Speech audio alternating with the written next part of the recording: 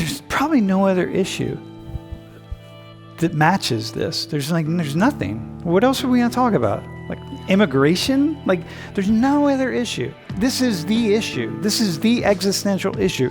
There's nothing else to talk about that's more important than this.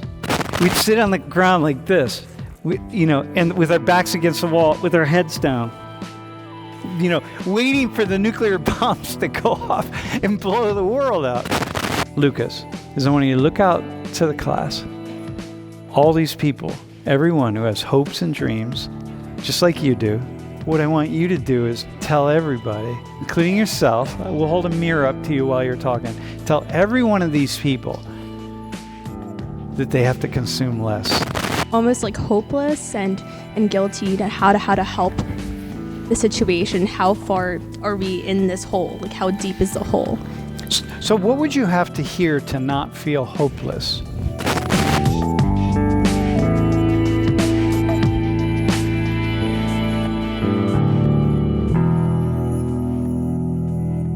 Eight years ago at Penn State, when World in Conversation was really, really jamming, we were doing 3,000 dialogues a year at World in Conversation. We were, at that point in time, for many years, we were the largest dialogue center in the world. We had 150 people working with us. We were doing so many conversations, right? And I went to the Old Main, because back then I knew everybody in Old Main. And I said, hey, here's what we're going to do. We're going to switch. Instead of talking about culture and race and ethnicity, we're going to talk about climate, the environment and climate change. And we're going to start a movement here at Penn State where every single student we're just going to engage and we're going to build it out and we're going to build it virtually and we're just going to start a nationwide and a global. We were working in 30 different countries, so we're going to do just this global movement. We're just going to start it where people are just talking about this all the time, just like you all are doing, right? Like we're doing here.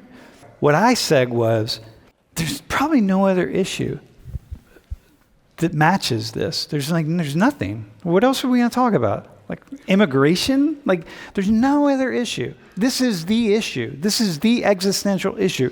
There's nothing else to talk about that's more important than this. And the administration, I couldn't get movement on it. I couldn't get the movement that I needed. And so we didn't do it.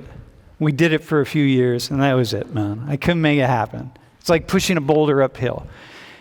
So I said to myself, there's no other issue, there's nothing else that's more important than this issue for human beings for my students to be talking about. I don't even know why I'm continuing to teach Social 119. I should only be talking about the environment and the climate. Like this is the only thing. This is the thing. Not the only thing. It's the most important thing. But here I am, still talking about all the issues we talk about in here. So I'm asking you, just out of curiosity, what do you think about when you're not thinking about this as a 19-year-old? There are obviously personal issues, right? Like in regards to like education, for example, like how am I going to be able to fund my way, to the end of, semester, to the end of, my semester. So there are personal issues like that. But I also think about like issues that apply to everyone on a national level as well, like social issues like, race, like our justice system, immigration.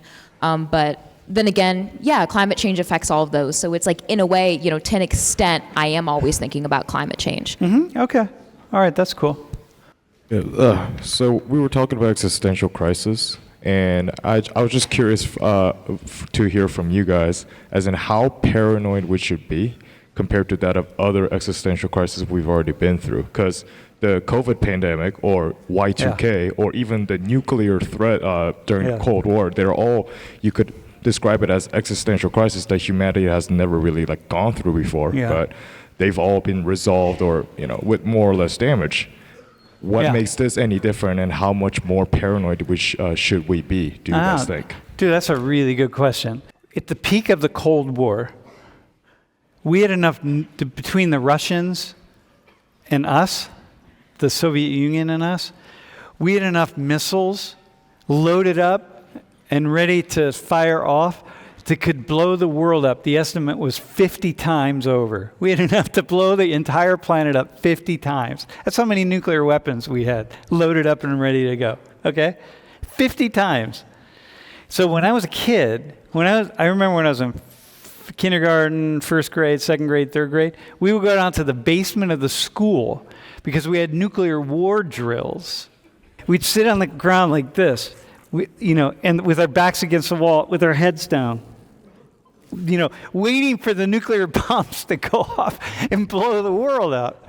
Like, talk about, when I look back, that's how I know that human beings are insane. You know what I mean? To tell little kids, I basically just said, put your head between your legs and so you can kiss your goodbye or whatever. I don't know, man. I mean, it's just like, okay. So we got through that. This is what you're saying, right? We got through that. We made it through Y2K. It's like, okay, that didn't kill us. We made it through COVID, which, you all don't understand that at the beginning of COVID, this thing could have wiped out, 1 billion people. We might get another one that'll wipe out 1 billion people. You don't know. We're going to get these viruses. And at the beginning, we didn't know what this was going to be.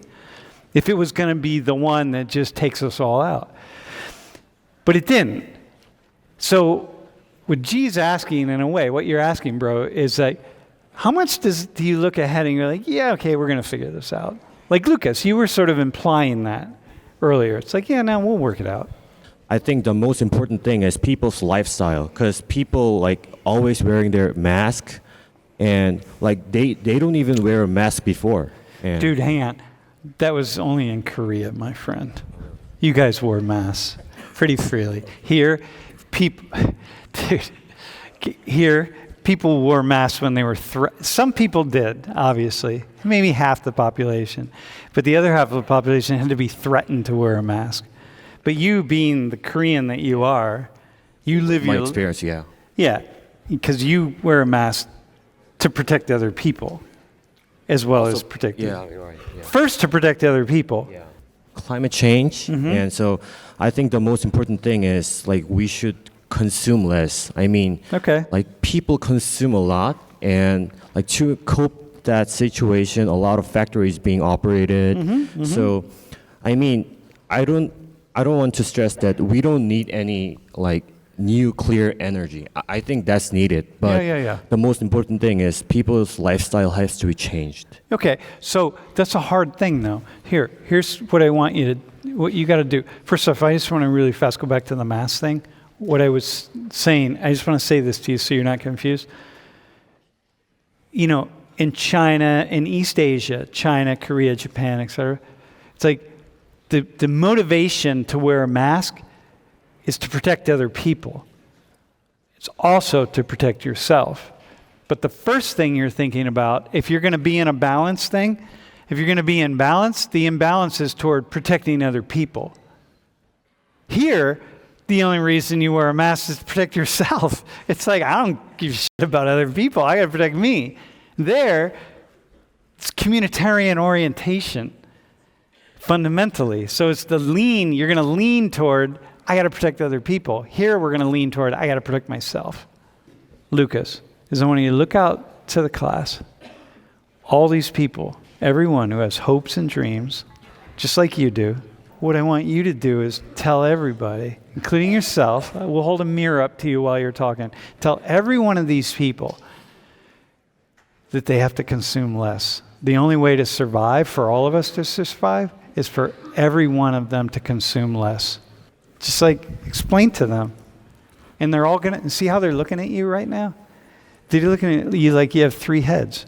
Even if you guys don't want to consume less, I think the prices are going to get expensive as a climate change. And so only people who are capable to do that, consume, will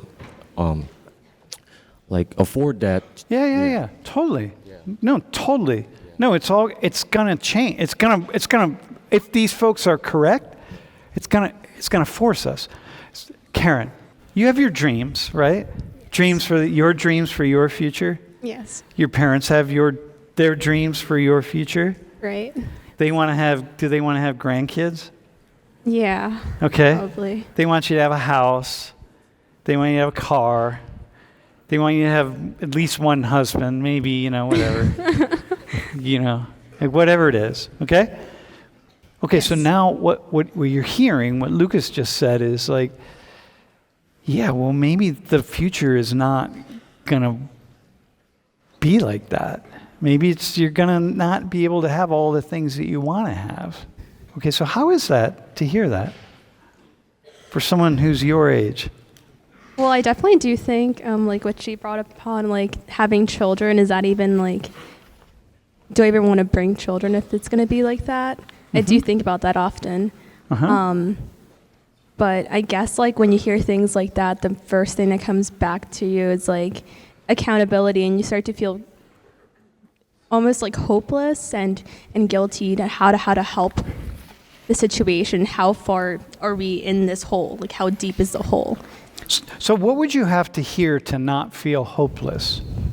Because hopeless is not the feeling. Hopeless is not the feeling that I don't want to spread that feeling, because it's like this is a world that's happening. It's coming, right? But you can't feel hopeless. Hopeless is like, well, you can, but like, what would you have to hear to not feel hopeless?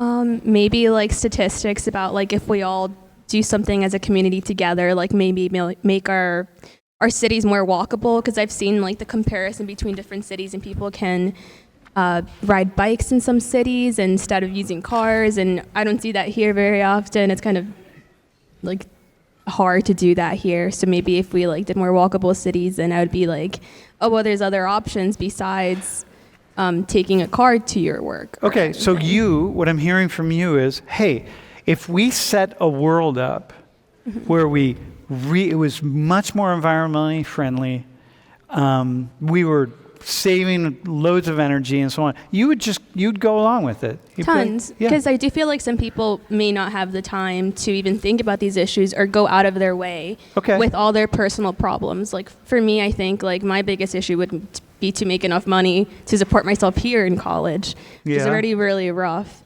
So I can't go out of my way sometimes to maybe like, oh, maybe I should be a better human and advocate for this.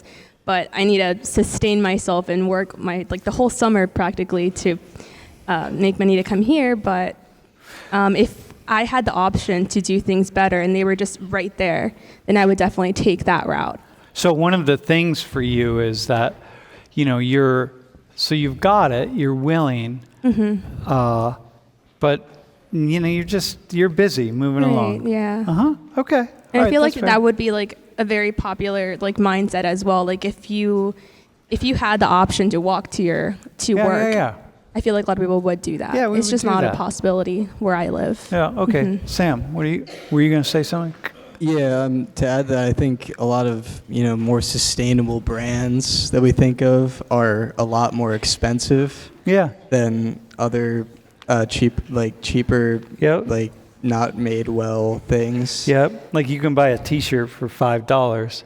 Yeah, and or you can buy it for $15. Yeah, and so I think maybe if those things were more accessible, people would buy those more often, buy less clothes in general because they last longer because they're better quality. So the one side of that is like we have to be willing. You folks have to be willing to be educated on what those things are. Which means, you really got to know, like, okay, wait, hang on a second. I got to understand why it is that this shirt, right, this particular shirt, let's say, it's going to cost me $20. It's going to last a lot longer, but it's going to cost $20 than the cheap one I can get at Walmart for $5. Like, you got to know that. But then you got to take responsibility to figure that out, because no one's going to if this hurricane hits Tampa in the way that we expect, and we have climate refugees, who should pay for that? Who's going to pay for that? Who's responsible for it? I think that a lot of developed countries, including the United States, I feel like they should I feel like they are disproportionately releasing like greenhouse gases. Okay. And even though our countries may have physical borders, our climate does not. So in terms of like climate refugees, I think the problem is that like they are disproportionately impacted Yep. by the actions that we take as a developed country. Yep. And so because of that, they moved, like, I know that there were some like climate refugees like from the Pacific, they moved to Australia, but they Yep. were denied. Yeah. Even though a lot of these developed countries are the reason why Yep. we're struggling with climate refugees. Yep. So I feel like a lot of developed countries, I feel like they should be very like conscious of what they've been doing to other countries as well. Well, so here's the thing. Here's a basic thing on that, right? When I look at this classroom, when I look at I think about the United States, just the United States, forget about other countries, right? I think about how much CO2 went into this classroom. The carpet, the table, the technology, the lights, the building, everything. How much CO2 goes into building this, the United States becoming the most powerful nation in the world. It's like, that's a lot of CO2.